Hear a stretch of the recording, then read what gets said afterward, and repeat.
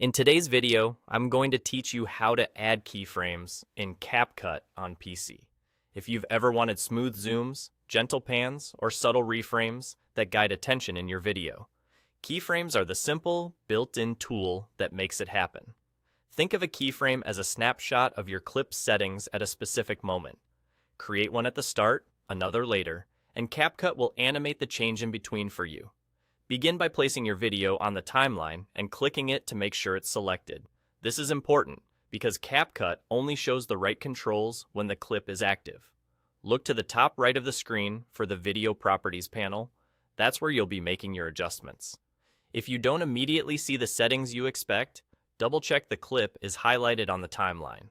Now, move the timeline slider, also called the playhead, to the exact moment you want your effect to begin.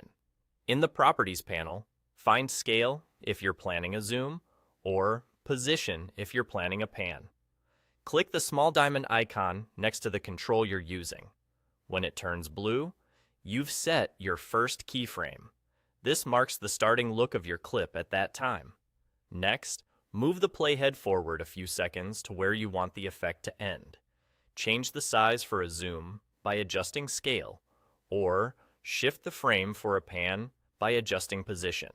As soon as you make that change, CapCut automatically creates a second keyframe. That's the finishing look. Press play to preview, and you'll see the video smoothly animate between those 2 points. A helpful tip: the distance between your first and second keyframe controls the speed of the animation. Closer together means a quicker move. Farther apart gives you a slower, more cinematic feel. For punch-in zooms on faces or details, use Scale and, if needed, nudge position to keep your subject centered. If you see edges or black bars after scaling, increase Scale slightly until they disappear. That's all there is to it. You've just added clean, professional motion using only 2 keyframes. Smooth transitions made easy. You're all set. Done.